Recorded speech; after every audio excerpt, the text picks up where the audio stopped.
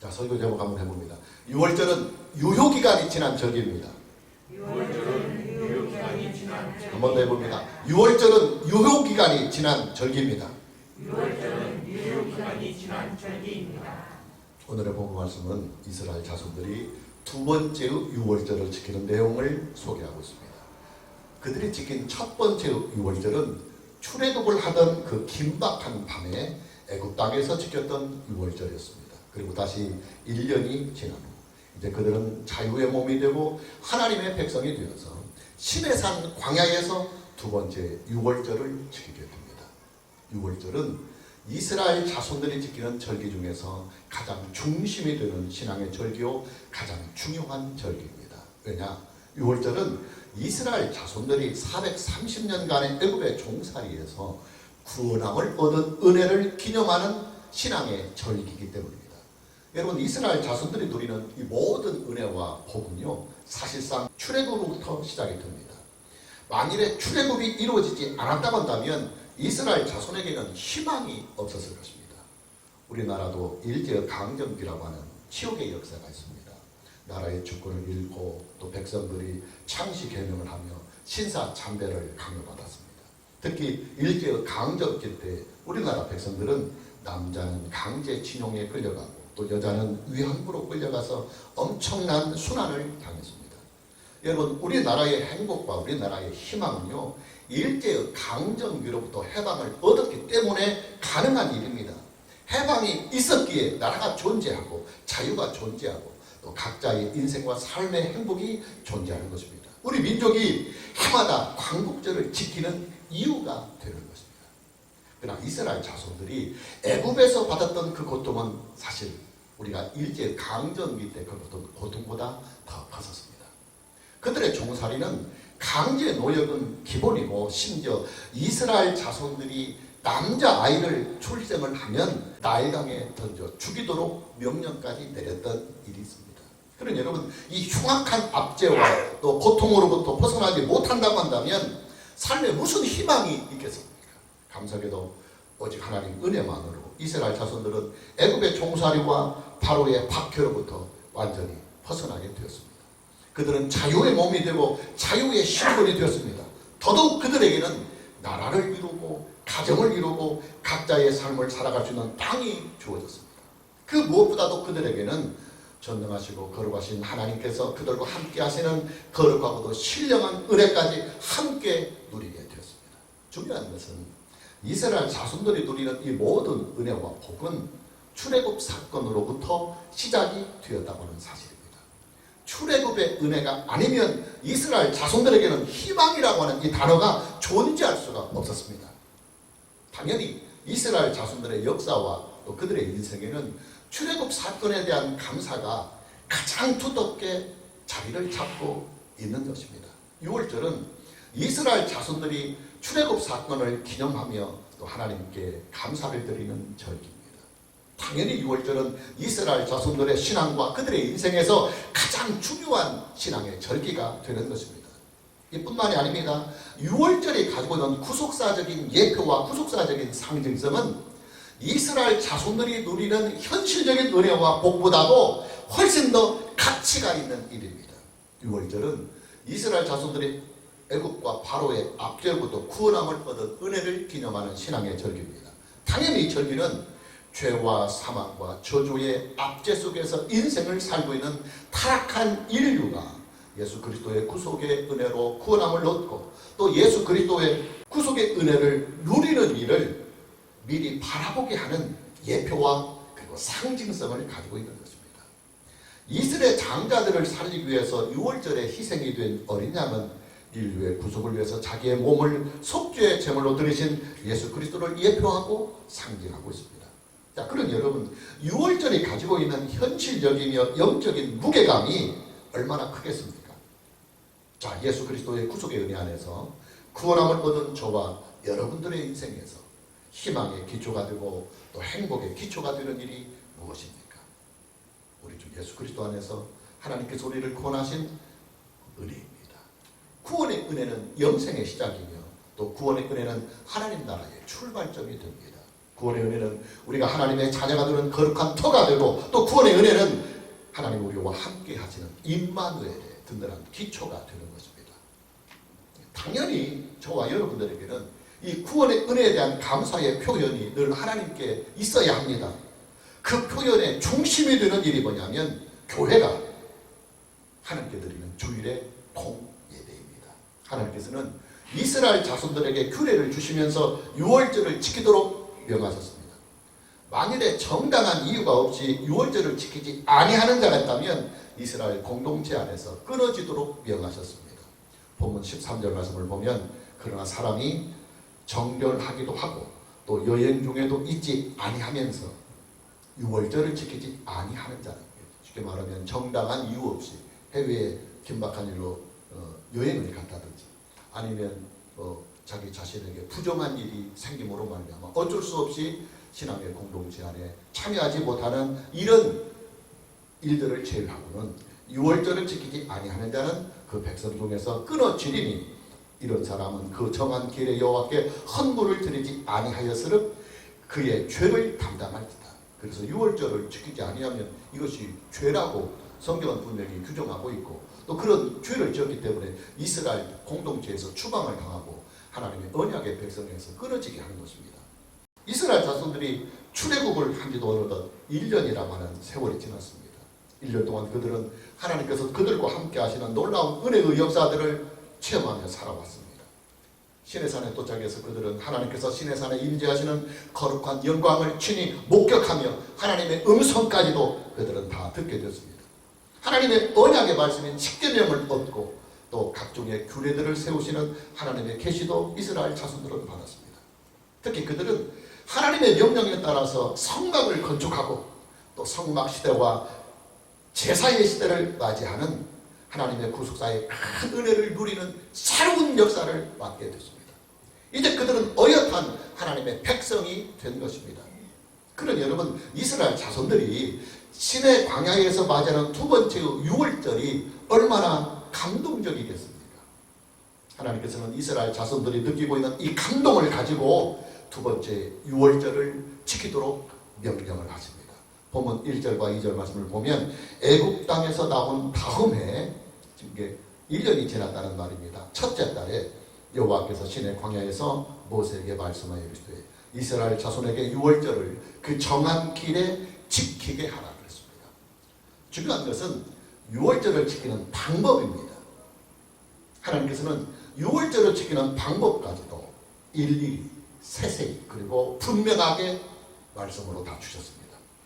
첫째로 유월절은 반드시 정한 길에 지켜야만 그 유월절은 유효한 유월절이 되는 것입니다. 정한 길에 지키지 못하는 유월절은 유월절로서의 의미가 없습니다. 본문 2절 말씀을 다시 보면 이스라엘 자손에게 유월절을 그 정한 길에 지키게 하라 그랬습니다. 하나님께서 정해주신 정한 날이 언제냐? 이스라엘의 신앙 올력으로 매년 1월 14일입니다. 본문 1절 말씀을 보면 애굽 땅에서 나온 다음에 첫째 달 그랬습니다. 첫째 달 제1월을 말하는 것입니다. 여호와께서 시내 광야에서 모세에게 말씀하여 이르시되 1절 말씀을 보면 첫째 달이라는 말씀이 있어요. 이스라엘의 신앙 올력으로 1월 달이라는 말입니다. 그리고 다시 본문 3절 말씀을 보면 그 정한 길 곧 이달, 첫째 달, 14째 달 해질 때에 너희는 그것을 지키되 그 모든 율례와 그 모든 규례대로 지킬지어다 그랬습니다. 3절 말씀을 보면 이달 14째 날이라고 그랬습니다. 이 말씀을 종합해 보면 유월절은 매년 정월 즉 1월 14일에 지키는 절기입니다. 그러니까 반드시 유월절은 정월 14일 1월 14일 날 드려야 유월절 절기로서 유효한 절기가 되는 것이지 이 날에 드리지 아니하는 유월절 절기는 아무런 효력이 없어요. 두 번째 유월절은 하루의 일과가 시작되는 그 시점에서 반드시 드려야 합니다. 아주 중요한 말이에요. 그 시점이 언제냐면 해질 때입니다. 본문 3절 말씀을 보면 그 정한 길 곧 이달 14째 날 해질 때에 너희는 그것을 지키되 그 모든 율례와 그 모든 규례대로 지킬지어다 그랬습니다. 여러분, 우리나라와 세계의 나라들은 하루의 시작을 아침으로 보고 있습니다. 아침으로부터 하루가 시작이 되고 그리고 또 저녁이 되면 하루가 맞춰진다고 하는 생각을 가지고 있습니다. 이것은 문화입니다. 문화. 그러나 성경은 하루의 시작을 아침으로 보지 않고 해질 대로 하루의 시작을 보고 있습니다. 해가 지면서부터 하루가 시작이 되고 그리고 다음날 해가 지기 전에 하루가 끝난다고 성경은 그렇게 하루를 계산합니다. 유월절은 하루가 시작이 되는 바로 그 첫 출발 시간대에 반드시 시간을 맞추어서 드려야 합니다. 이게 지켜지지 아니하면 유월절을 지키는 의미가 없어지게 되는 것입니다. 여러분 우리나라에도 국경일 행사가 있습니다. 국경일이 되면 원칙적으로 국가를 대표하는 대통령이 국경일에 경축사를 하고 또 사정상 대통령이 참석하지 못하는 경우에는 국무총리가 대통령을 대리해서 국경일에 경축사를 대신합니다. 중요한 것은 국경일 행사를 하는 시간대입니다. 대부분 우리나라의 국경일 행사는 오전 10시에서 11시 사이 합니다. 물론 하루의 일과가 시작이 되는 오전 9시에 하면 더 좋겠지만은 행사에 참석하는 사람들의 여러 가지의 형편들을 고려해서 멀리서 오는 사람들도 있고 그러니까 이런 것들을 고려해서 오전 10시에서 11시 타임 사이에 국가의 큰 행사를 한 것입니다. 무슨 말이냐면 국가의 중요한 행사나 종교의 중요한 절기는 하루의 일과가 시작이 되는 그 시간대에 맞추어서 하는 것이 원칙이다 그 말이에요. 자, 이 말씀을 지금 우리에게 적용을 한번 해보면 주일날 교회가 드리는 주일의 공예배는 오전 중에 드리는 것이 옳다는 말입니다. 대략 오전 10시에서 오전 11시 타임이 가장 좋다고 봅니다. 왜냐? 교회가 드리는 주일의 공예배는 이 땅에 존재하는 모든 그리스도인들이 하나님을 예배하며 섬기는 신앙의 기본이 되고 그리고 기초가 됩니다. 당연히 하루의 일과가 시작이 되는 시간대에 맞추어서 이 주일의 공예배를 드리는 것이 올바른 예배관인 것입니다. 최근에 와서 한국교회가 주 5일 근무제에 맞물려서 주일에 드려왔던 주일의 공예배를 토요일에 대체해서 드린다든지 아니면 금요일 저녁에 드리는 일들이 유행처럼 번져가고 있습니다. 명분은 그럴싸합니다. 사회의 변화와 그 흐름에 교회가 잘 적응을 해 나가야만 교인들의 이탈을 방지할 수 있다고 하는 논리를 세웁니다. 그러나 여러분 교회가 드리는 주일의 공예배는 주일에 드려야만 의미가 있는 것입니다. 주일이 아닌 다른 날에 드리는 주일의 공예배는 주일의 예배가 아니에요. 주일에 드리기 때문에 주일 예배라고 하는 것입니다. 그러니까 우리가 주일에 드려지는 교회의 공예배를 다른 날에 대체해서 드릴 수 없어요. 그리하면 주일 예배로 말할 수 없습니다. 의미가 없습니다. 여러분 그렇잖아요. 광복절은 우리나라가 일제의 강점기로부터 해방이 된 8월 15일에 맞추어 8월 15일 날 절기를 지켜야 의미가 있는 거예요. 아무 날 때나 뭐 광복절 행사하면 그게 무슨 의미가 있겠습니까? 3.1절은 김인현 3월 1일에 있었던 동맹만세 사건을 기념하는 절기이기 때문에 3월 1일에 3.1절 절기를 지켜야 의미가 있는 것입니다. 주일은 예수 그리스도 안에서 세상을 구원하시는 하나님의 구속의 은혜를 지키는 날입니다. 당연히 주일은 주일에 지켜야 하는 것이 원칙이며 정당한 이유가 없는 한 하루의 일과가 시작이 되는 오전의 시간대에 맞추어서 드리는 것이 성경적이다 그 말이에요. 세 번째 유월절은 반드시 하나님께서 이스라엘 자손들에게 주신 율례와 규례를 지키면서 유월절 절기를 지켜야 합니다. 그들이 임의대로 유월절을 지키는 방법을 정할 수 없습니다. 본문 3절 말씀을 보면 그 정한 길 곧 이달 14째 날 해질 때 너희는 그것을 지키되 그 다음 문장입니다. 그 모든 율례와 그 모든 규례대로 지킬지니라. 자기들의 임의대로 못 지킨다는 말이에요. 6월절의 율례와 규례가 뭐냐? 보면 11절과 12절 말씀에 나옵니다.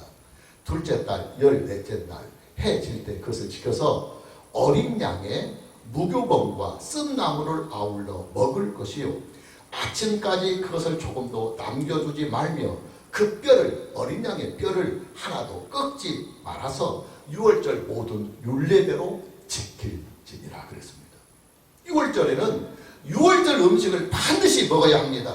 6월절 음식이 뭐냐면 어린 양 그리고 무교병과 쓴 나물입니다.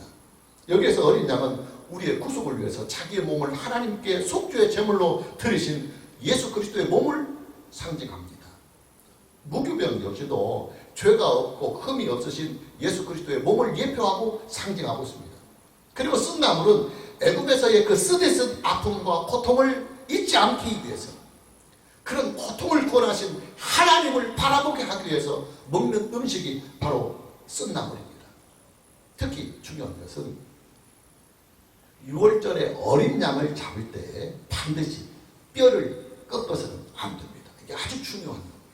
왜냐? 6월절 어린 양은 구속의 주님이신 예수 그리스도를 예표하고 상징하고 있기 때문에 온전하고 흠없는 상태로 하나님께 드려져야만 하기 때문입니다. 아주 중요한 내용이에요. 여러분, 6월절의 율례와 규례에서 이 부분은 아주 중요한 내용입니다. 만에 하나라도 6월절 어린 양을 잡을 때 뼈를 꺾는다고 한다면 그것은 단순한 잘못이 아니라 하나님의 거룩한 신성을 모독하는 중대한 범죄의 행위가 됩니다. 자, 이때부터 하나님의 구속의 역사는 장차 오실 메시아의 죽음은 6월절의 어린 양처럼 뼈가 하나도 꺾이지 아니할 것이라고 성경은 계속 예언을 했습니다. 우리가 참고절로 시편 34편 20절 말씀을 보면 그의 모든 뼈를 보호하심이여, 그의 모든 뼈를 보호하심이여, 그 중에 하나도 꺾이지 아니하도다 그랬습니다. 그리고 성경의 그 예언대로 예수님은 뼈가 하나도 꺾이지 아니한 온전한 상태로 죽임을 당하게 됩니다. 우리가 참고적으로 다시 요한복음 19장 33절 말씀을 보면 예수께 이르러서는 이미 죽으신 것을 보고 다리를 꺾지 아니하고, 다리를 꺾지 아니하고, 그리고 다시 계속해서 요한복음 19장 36절을 참고절로 보면 이 일이 일어난 것은, 즉 예수님께서 십자가의 죽임을 당하실 때 뼈가 하나도 꺾이지 아니한 이유는 그 뼈가 하나도 꺾이지 아니하리라 한 성경을 응하게 하려 함이라. 여러분, 6월절의 율례와 규례는요, 예수 그리스도 안에서 성취될 하나님의 구속의 사건을 예표하고 상징하는 하나님의 법입니다.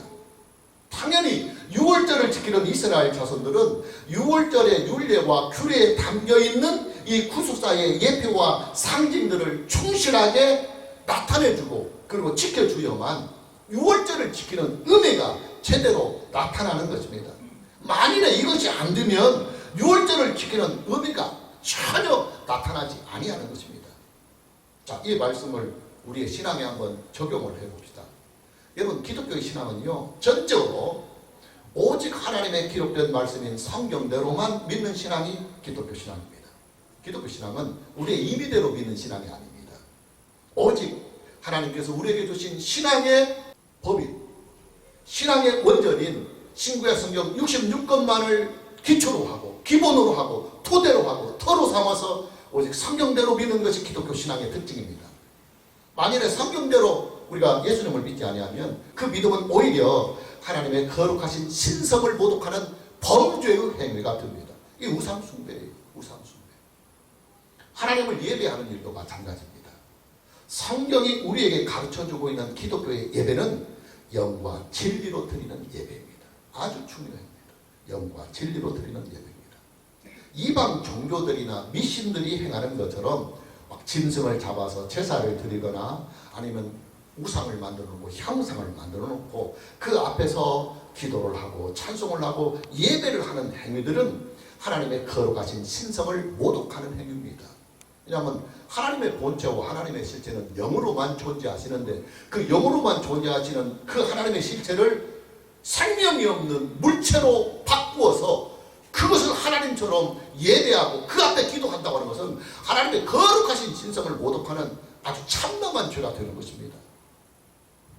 한국교회 예배당은 아직도 강단의 이 구조가 너무 우상화가 되어 있는 교회들이 많이 존재하고 있습니다. 가장 기본적인 우상은 강단에 걸려있는 십자가입니다. 우리 교회는 십자가가 없습니다. 교인들이 다 강단에 놓여있는 그 십자가를 바라보면서 십자가를 향하여 예배를 드리고 십자가를 향하여 찬송과 기도를 드립니다. 여러분, 강단에 걸려있는 십자가는 우상입니다. 그래서 우리 교단은 총회를 통해서 과감하게 강단에 걸려있는 십자가를 철거하게 했고 만일에 십자가 걸려놓고 예배 드리면요, 그 교단 총의의 법을 어기면서 그 징계받습니다. 그 징계받습니다. 우상입니다. 뿐만 아니라 한국교회의 예배당의 강단에는 여러 가지의 상징성이 있는 기물들을 놓아놓고 예배를 드리는 교회들이 상당수가 있어요. 가장 많은 것이 뭐냐면 강단에 촛대가 있어요. 그리고 그 촛대에 불을 밝혀야만 예배가 진앙이 되는 교회들이 상당히 많이 있어요. 그러나 여러분, 그 촛불은 교회와 성령을 예표하고 상징하는 것입니다. 그렇기 때문에 지금 우리는 교회 시대가 이미 왔고 성령이 우리 안에 내주하고 있기 때문에 예표와 상징으로 있었던 그림과 같은 그 일은 철거돼야 돼요. 왜냐하면 본체가 왔는데 아직도 그림이나 붙들고 있는다고 한다면 이것은 가장 어리석은 일입니다. 그래서 교회에 있는 이 촛대 이런 것들 다 철거해야 합니다. 하나님은 영으로만 존재하시는 분이기 때문에 하나님을 예배하는 자들은 마땅히 영과 진리로 하나님을 예배해야 합니다. 이것은 제가 사사로이 말하는 것이 아니라 예수님께서 직접 말씀하시는 것입니다. 우리가 다 아는 말씀이지만 참고구절로 요한복음 4장 24절 말씀을 보면 하나님은 영이시니 예배하는 자가 영과 진리로 예배할지니라. 예수님께서 직접 말씀하신 거예요. 여러분, 이게 안 되면요, 기독교 신앙은 그냥 세상 끝이 되고 맙니다. 기독교만이 가지고 있는 거룩한 신앙이 이방 종교들이나 우상 종교들과 구별이 되지 아니하는 것입니다. 자, 넷째로 이스라엘 자손들 전체가 다 유월절을 반드시 지켜야 합니다. 전체가 다 지켜야 합니다. 본문 13절에서부터 14절 말씀을 보면 그러나 사람이 정결하기도 하고 여행 중에도 잊지 아니하면서 유월절을 지키지 아니하는 자는 그 백성 중에서 끊어지리니 이런 사람은 그 정한 길에 여호와께 헌물을 드리지 아니하였은즉 그의 죄를 담당할지며 만일 타국인이 너희 중에 거류하여 여호와 앞에 유월절을 지키고자 하면 유월절 율례대로 그 규례를 따라서 행할지니 거류민이나 본토인에게나 그 율례는 동일할 것이니라 그렇습니다. 본문 13절 말씀을 보면 정당한 이유가 없이 유월절을 지키지 아니하는 자가 있다면 그는 이스라엘 공동체 안에서 끊어지리라 하고 명하십니다. 그리고 다시 본문 14절 말씀을 보면 이스라엘 공동체 안에 거주하는 타국인 중에서 유월절을 지키기를 원하는 자가 있다면 그들도 이스라엘 자손들과 동등한 자격으로 동등한 권한으로 유월절에 참여하도록 했습니다. 무슨 말이냐? 정당한 이유가 없이 유월절을 지키지 아니하는 자는 영적인 생명이 끊어진다는 말입니다. 당연합니다. 왜냐? 유월절은 예수 그리스도 안에서 성취될 하나님의 구속의 은혜를 예표하고 상징하는 절기입니다. 여러분 그렇잖아요. 예수 그리스도의 구속의 은혜를 스스로 거부하는 자에게 하나님께서는 그를 사랑하사 그를 구원하시기 위하여 독생자까지 내어주셨는데 그의 강팍함이 구원받기를 거부하고 구속의 은혜를 거부하고 구속의 주님을 거부한다고 한다면 그는 결단코 구원받을 수 없는 것입니다. 그러나 반대로 이방인이라 할지라도 그 스스로가 하나님의 구속의 은혜를 입기를 원하는 사람이 있다고 한다면 그것은 바로 신약에 나타날 예수 그리스도를 믿음으로 말미암아 의롭게 되고 예수 그리스도를 믿음으로 말미암아 하나님의 자녀가 되는 하나님의 복음을 말씀하고 있는 것이기 때문에 이방인이라 할지라도 당연히 그가 스스로 원해서 유월절 절기를 참여하고자 하면 참여할 수가 있는 것입니다. 신학의 주일은 두 가지의 구속사적인 상징성과 예표를 가지고 우리가 주일을 지킵니다. 첫째는 그리스도 예수 안에서 하나님의 구원하신 은혜를 누리는 일에 대하여 하나님 앞에 예배를 통해서 영과 진리로 감사를 드리는 것입니다. 두 번째는 예수 그리스도의 재림을 통해서 이게 아주 중요해요. 예수 그리스도의 재림을 통해서 완성될 하나님의 나라를 소망하는 예표와 상징성이 주일의 공예배에 담겨 있어요. 여러분 제가 지난 주일에도 말씀을 드렸지만 지금 저와 여러분이 드리는 이 주일의 공예배는 사실은 참된 예배는 아니다. 우리의 참된 예배는 천국에서 드리는 예배가 참된 예배입니다. 그럼 지금 주일날 우리가 드리고 있는 이 주일의 공예배는 어떤 의미가 있느냐면 그 천국에서 드리는 참된 예배를 미리 바라보게 하는 예표와 상징성을 우리가 가지고 있기 때문에 여기서 우리가 주일의 공예배를 잘 드려야 거룩하게 드려야 천국에서 우리가 참된 예배를 드릴 수 있는 교육이 훈련이 되는 것입니다. 그러니 여러분 정당한 이유가 없이 주의를 지키지 아니한다고 한다면 그에게는 구속의 은혜에 대한 믿음이나 감사가 없다는 말이 되는 것입니다. 그리고 하나님의 나라에 대한 하나님의 구속의 은혜에 대한 또 영원한 천국에 대한 기다림이나 소망이 없다는 말이 되는 것입니다. 그런 자들은 당연히 영적인 생명이 끊어지고 마는 것입니다. 오늘 저와 여러분 모두에게 주일을 거룩하게 지키면서 주일에 교회 공동체가 드리는 주일의 이 공헌 예배를 영과 진리로 임할 수 있는 은혜가 있기를 주님의 이름으로 축복합니다. 자, 이제 마지막으로 신약세를 살아가는 우리에게도 이 6월절 절기를 우리가 문자로 지켜야 하느냐 하는 이 문제를 말씀드리고 오늘의 설교를 마무리하려고 합니다. 자, 왜 이 문제가 중요하게 다뤄줘야 하느냐면 지금 우리들 주변에서는 6월절을 아직도 문자적으로 그대로 지키는 이단 교회들이 상당히 의외로 상당히 분포가 되어 있기 때문입니다. 그들은 주장합니다. 1.1도 변하지 아니하는 하나님의 절대적인 말씀이 6월절을 자손 마음대로 지키라고 그랬습니까? 영원히 지키라고 그랬습니까? 6월절을 영원히 지키라고 하나님께서 명령하셨기 때문에 지금 이 시대도 6월절을 반드시 하나님의 말씀과 명령대로 지켜야 한다. 그렇게 그들은 주장합니다. 그러나 여러분 6월절을 문자적으로 지키는 일은 이미 폐지가 되었습니다. 왜냐? 6월절 어린 양으로 이 세상에 오시는 예수 그리스도를 예표하는 절기입니다. 6월절이 가지고 있는 구속사적인 계시는 예수 그리스도의 십자가 사건을 통해서 이미 온전하게 성취가 되었습니다. 이런 비유를 한번 해봅니다. 사람이 집을 지으려고 하면 설계도면이 있어야 합니다. 설계도면은 집을 짓는 안내서 역할을 합니다. 그러나 설계도면은 집이 아닙니다. 사람이 설계도면 안에 들어가서 살 수는 없습니다. 설계도면은 집을 지을 때까지 필요한 안내서입니다. 설계도면대로 집이 다 완성이 되면 설계도면은 자기의 임무를 끝냅니다. 설계도면대로 집이 완공이 되면 설계도면은 현장에서 조용히 물러갑니다. 그리고 설계도면의 실체인 집이 현장의 자리에 우뚝 자리를 서게 되는 것입니다. 6월절은 하나님의 구속사의 설계도면의 역할을 합니다. 6월절은 예수 그리스도의 구속의 사건이 오기까지 하나님의 구속사를 안내해주는 안내서입니다. 그러기에 6월절은 참 것이 아닙니다. 실체가 아닙니다. 실체가 뭐냐? 예수 그리스도입니다. 그러나 여러분 예수 그리스도가 오시면 당연히 예수 그리스도를 안내했던 안내서 역할을 하는 6월절은 하나님의 구속의 역사에서 조용히 물러가야 합니다. 신체가 오고 본체가 왔는데 설계도면이 현장의 자리에서 보젓하게 본체의 노릇을 하고 실제의 노릇을 할 수는 없는 것입니다.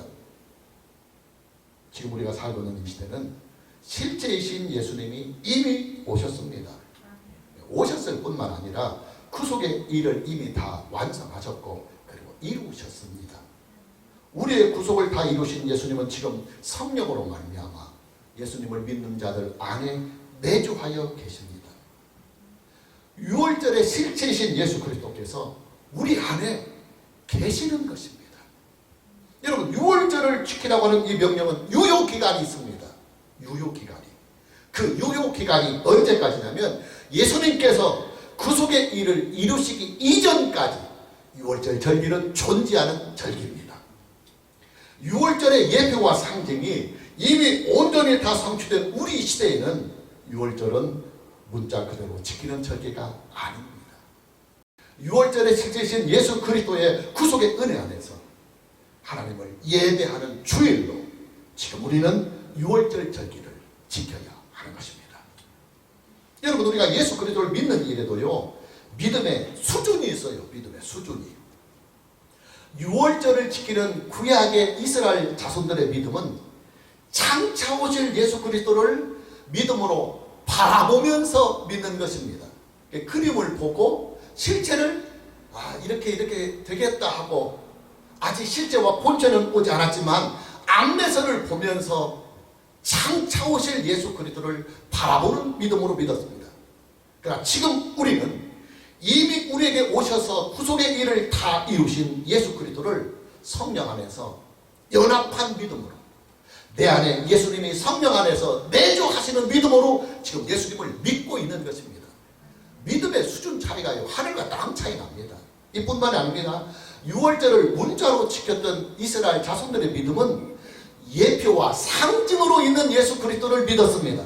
그러나 지금 저와 여러분은 예표와 상징으로 오신 예수님을 믿는 것이 아니라 본체와 실체로 오신 예수 그리스도를 믿고 있는 것입니다. 그러니 여러분, 유월절을 문자적으로 지켰던 이스라엘 자손들의 믿음과 지금 저와 여러분의 믿음은요, 비교가 되지 않습니다.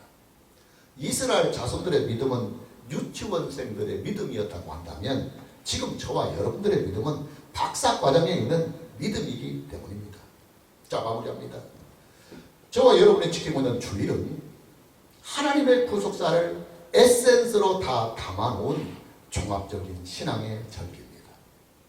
제가 창세기, 출애굽기, 레위기, 그 다음에 민수기에 계속 이르기까지 가장 강조했던 부분이 뭐냐면 구약에서는 안식일, 신약에서는 주일이 가지는 가치와 중요성입니다. 구약에서 하나님은 하나님의 모든 창조의 질서의 에센스를 한 방울로 만들어서 딱 떨어뜨려 주셨습니다. 그것이 바로 안식일이었습니다. 그래서 안식일을 지키는 문제가 그렇게 구약에서 중요했던 것입니다. 심지어 성막을 건축하는 그 일에도 그들이 안식일을 철저하게 지키지 아니한다고 한다면 성막 자체도 무효화가 되게 하셨습니다. 그 정도로 안식일을 지키는 것을 중요시 여겼습니다. 신약의 주일은 예수 그리스도 안에서 택하신 백성들을, 인류를 구원하시는 하나님의 이 구속자를, 구속의 진리와 구속의 계시를, 또 완성된 하나님의 그 영원하신 영생과 하나님의 나라를 한 방울로 에센스로 딱 담아서 딱 우리에게 줬다면 그것이 바로 주일에 대한 계시입니다. 그래서 여러분, 이 주일이라고 하는 것이요, 엄청난 하나님의 구속의 계시와 진리를 담고 있고 완성될 하나님의 나라의 그 완성될 계시까지도 미리 보여주는 상징적인 가치가 있는 것입니다. 하나님 지금 우리 시대에 이 주일을 통해서 하나님의 충만하신 구속사를 이루어 가십니다. 당연히 주일은 예수 그리스도 안에서 누리는 하나님의 구원하신 은혜를 성경 말씀과 그리고 성령의 교통하심을 따라 충만하게 누리는 날입니다. 그리고 동시에 주일은 예수 그리스도의 재림을 통해서 완성이 될 하나님의 구속사의 완성을 기다리고 그리고 소망하는 날이 되는 것입니다. 우리가 주일 공예배에 패회 찬양으로 마라나타를 부르고 배회합니다. 신구약 성경이 마무리되는 마무리의 말씀이 뭐냐면 내가 속히 오리라 것입니다. 그리고 예수님의 그 재림을 기다리고 소망하는 주 예수여 어서 오시옵소서 하는 마라나타 신앙이 지구상에 존재하는 가시적인 그리스도의 교회를 기다리며 소망했습니다. 그렇기 때문에 우리가 주일 예배를 드리고 각자의 삶의 자리로 돌아갈 때 마라나타 찬양을 하면서 다시 오실 예수님을 기다리고 소망한다고 하는 우리의 바람과 그리고 믿음과 소망을 담아 하나님께 찬송하는 것입니다. 오늘 저와 여러분 모두에게 주일을 거룩하게 지키며 교회가 드리는 주일의 공예배를 거룩하게 잘 드릴 수 있는 이 은혜가 있기를 주님의 이름으로 축복합니다. 찬양합니다.